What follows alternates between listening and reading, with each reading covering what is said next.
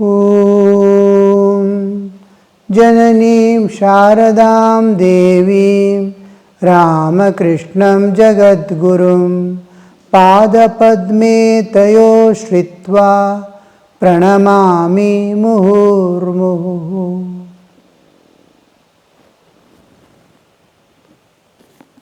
So, we hear Sri Ramakrishna telling about getting rid of all doubts of those who come here.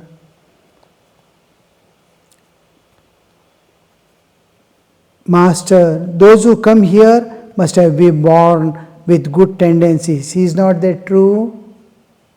We saw in the last class what is good tendencies and what means bad tendencies. Master, it is true, sir. Master again. Other must have good tendencies. That goes without saying. Other must have good tendencies. Means other must have been born with good tendencies or has acquired, he possesses good tendencies. That goes without saying. Master, a guideless man easily realizes God. A guideless man. See, to be guileless is so difficult. Sri Ramakrishna says, after great tapasya for many lives, a person becomes guileless. Free to the core, no hiding within. Free like a small boy in the... he has not put on any restriction on himself. Guilelessness is not to hide anything, not to present anything which he is not to hide anything what he is. But how much we cover, how much we hide, how much we project. We want a small appreciation from people. We want some unconsciously, the people should not point out, figure at me. So many things we bind ourselves, our mind and our awareness with so many things, but nothing works. That the life is gone away in small things like this and without attaining. To be like a child, free from all bindings, no self-binding. That is guilelessness. So, those other must have good tendencies. A guileless man easily realizes God. There are two paths, the path of righteousness and the path of wickedness. One should follow the path of righteousness. See, what all we need for our life, we have to acquire. Whether it is food or any other thing that we need. It can be anything, of course. We need so many things. And I can acquire this by any means. I can get corruption. I can thieve others' property. I can make so many ways of making money. And I can honestly work. Sacrifice my time and energy and then get the knowledge and get the earning from that. This earning and other earning, I have satisfied all my needs by either means. By hook or crook, I am getting that. And there is a way. This for living in this world, for attaining anything, I have to get a job. Now to get a job, I can produce a false certificate.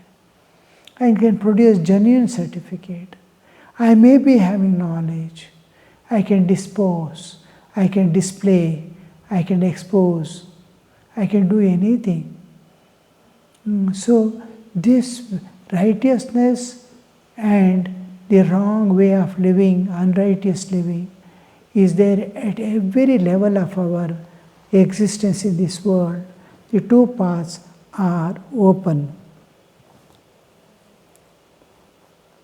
One should follow the path of righteousness. Actually, the terms used usually will be dharma and adharma. And another term we use is shreyas and preyas. Shreyascha preyascha. The two come to the man. It is presented. What is good and what is pleasant. The pleasant, all people run after the pleasant, especially the sense gratification. All are.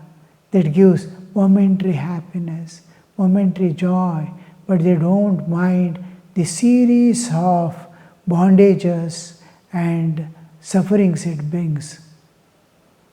But they are after that.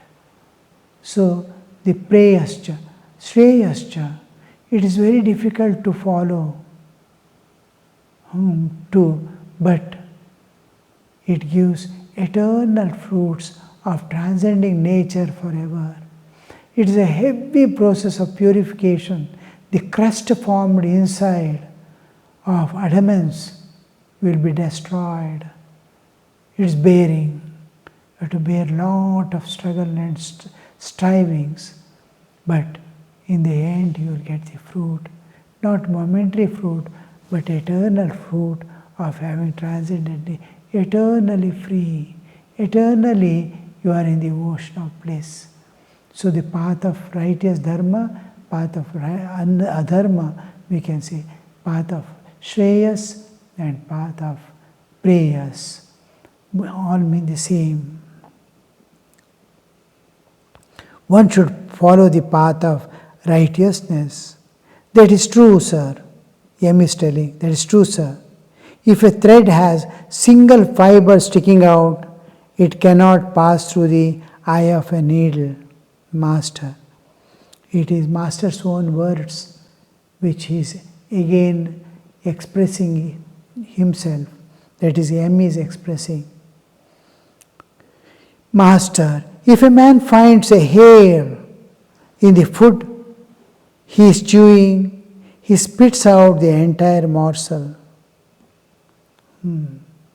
If a man finds a hair in the food he is chewing, he is taking food and is chewing, he finds something in the mouth, especially the hair, immediately spits out the whole thing, the entire morsel. But you say that man who has realized God cannot be injured by evil company. A blazing fire burns up even a plantain tree. M is telling. The thing is, Master is telling, if a man finds a hair in the food he is chewing, he spits out the entire morsel. What does Master mean by that? Suppose a company of people, you are accustomed, in that one person he has some influence who is not of righteousness. You have to discard the whole thing. Whole group you have to discard. Suppose a thing is going to create harm for you, you may have to sacrifice the whole thing. The associated things also may have to be discarded many times. I cannot keep a thing which is associated with a bad thing, because knowingly or unknowingly it will be influenced.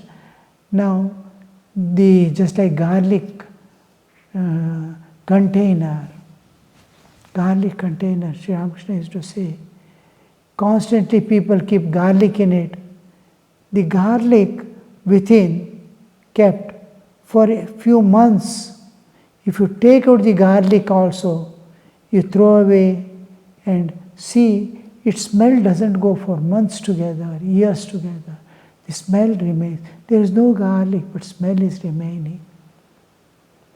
Like that, people who are associated with it, products which are associated with a bad thing, anything associated with the unrighteous adharma, you may have to give up the entire thing in case it necessitates. Usually we depend upon divine. In practical life, what we do? We pray. Give me the right understanding. Give me such a situation. These things will not come. I don't have time to fight. I don't have energy to fight. See that unwanted people do not interfere or enter into my life. Let everything be favorable. Give me such an ear that it always is not able to grasp the bad, but is cure. It wants to catch the good things. One way. I want a ear which is one way, which filters everything and sends within. My awareness is what filters. My awareness is divine. Anywhere, anything that is divine, immediately it catches. Which is not divine, it doesn't. Now, suppose you are sitting with in a train, talking to your neighbor. 10 people are together talking, crisscross. One is sitting to your right, one is sitting to your left in the opposite. They are talking in loud voice. You and your friend are talking side by side. You will never hear anybody conversing. Same ear it is falling. Only what the other person is talking alone falls in. Train itself moving, making sound, it doesn't affect. Ear has to whom you are listening, to catch only this. All sounds are falling on the same ear, but it is not grasping anything except the word of the friend who is talking to him directly. That has the capacity. Bhadram karne vishrunuyama devaha. Bhadram pashyema akshibhihi. With the eyes, yajatra. We'll see, let the eyes see good. Let the ears hear what is good. It automatically, my awareness, I'm aware of that person whom I am listening. Others I am not aware. So awareness filters off and leaves what is. If your aware is divine, a person doing bad things in your presence, it will not catch at all. It catches. We went to Vrindavan, such a wonderful world, and it's an entirely different world where every grain is filled with divine love. Everywhere you can see divine. One person was pointing to a particular wrong thing I was surprised. Did you see such and such things here spread? I said, no, I have never seen. Our eyes cannot see. When you are in a state where you are gone and it is dominated by that particular love of God, how can you observe something which is lowly in some defects in the social level? We don't catch, our eyes do not catch. Now, who we are walking in the street, who is wearing which type of footwear? We never care for nor see. Somewhere person wears a glittering one, our eye may go.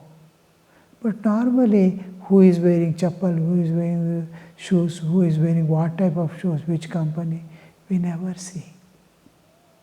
But a cobbler who is sitting there in the street, he sees every shoe that is passing by.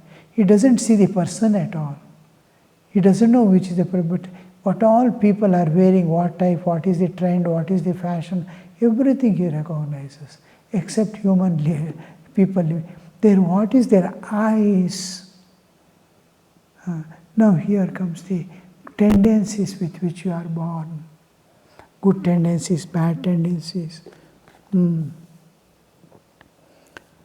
That means Sri Ramakrishna says the whole thing is given up.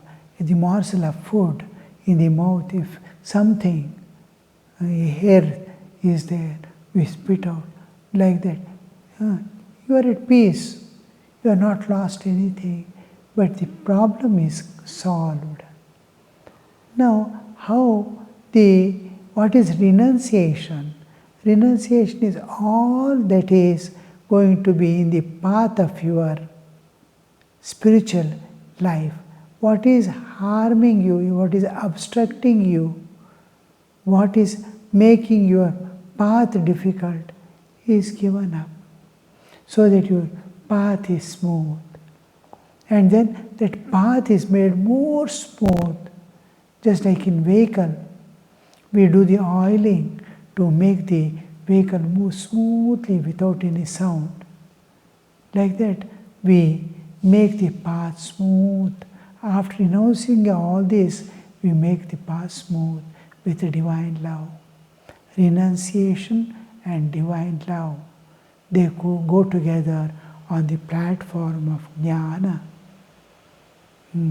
Jnana is what differentiates between the righteous and unrighteous, dharma, adharma, and fixes the goal of life. Then we see renunciation, what is not wanted in my path and what is obstructing my path is given up and is called renunciation. And then the proceeding further, the drive, the goal is attracting. The path is lubricated with divine love. Smoothly you go. Without your knowledge, no obstructions, renunciation is done, and it is smoothly going. Your path to the goal. So this is Sri Ramakrishna means by throwing away.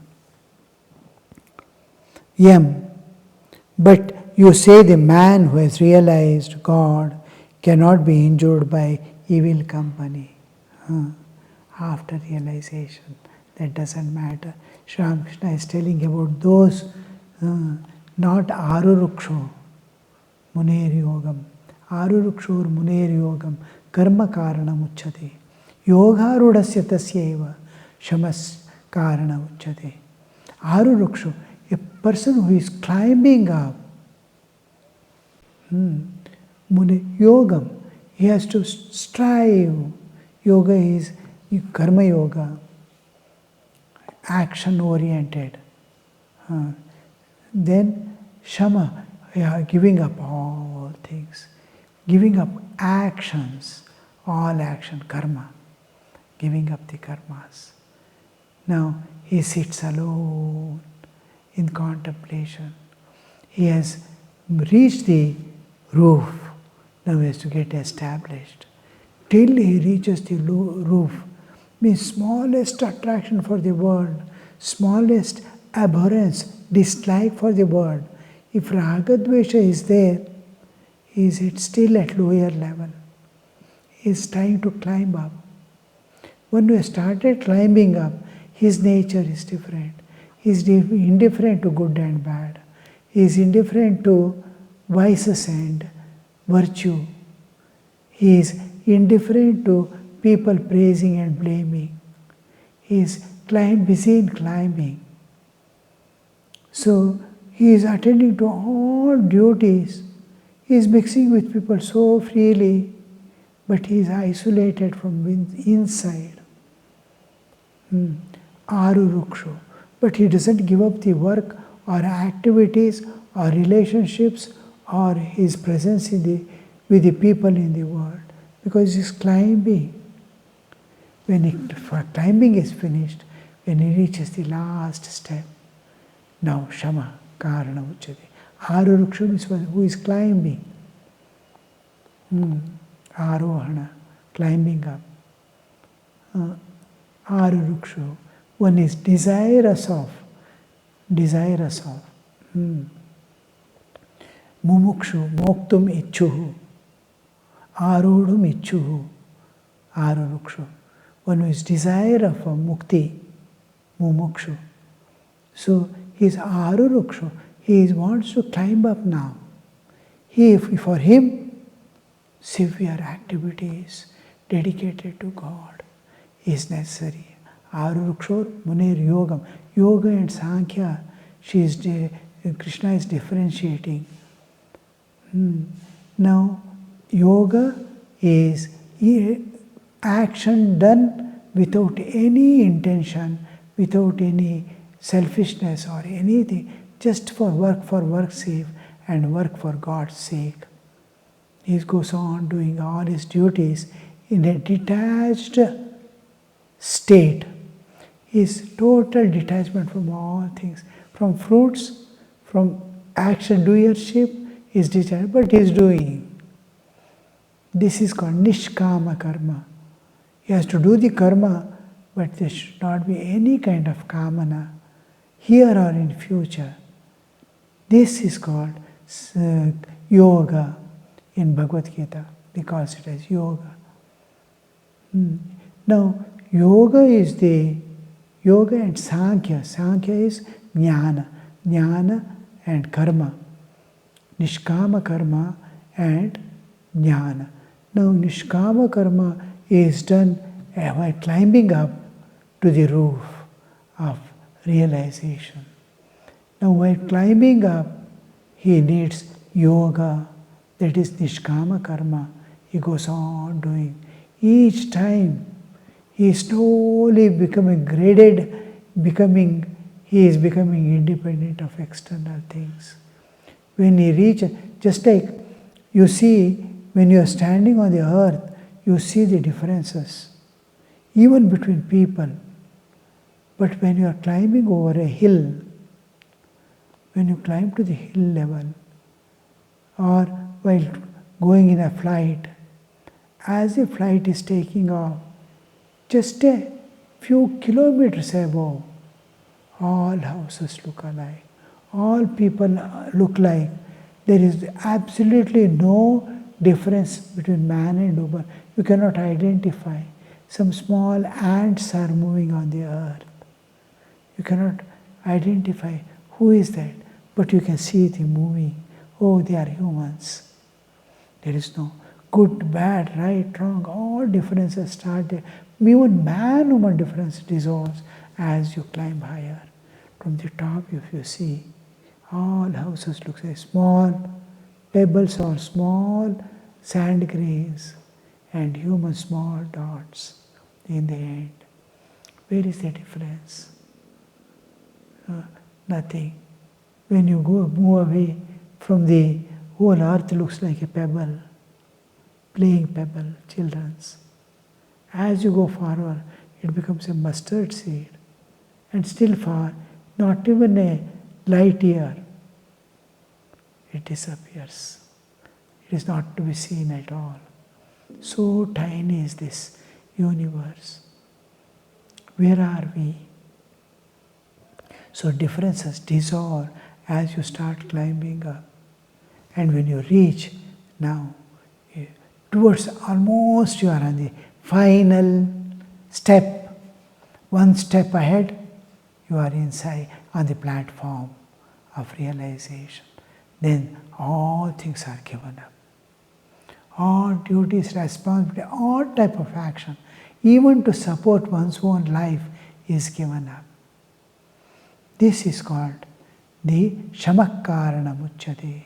Shama comes into picture at that level, and after climbing, what is there? It is ocean of Ananda alone. So a step before you are in the Anandamaya Kosha, then itself there is no differences of any type. You are experiencing directly with subject-object. And when you claim them, there is no subject-object also. That is one reality. So here we see the M is explaining, but you say man who has realized God cannot be injured even by evil company.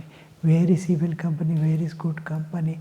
For a man who has climbed on the platform, he is in his own, he sees himself divine and everything manifestation of divine.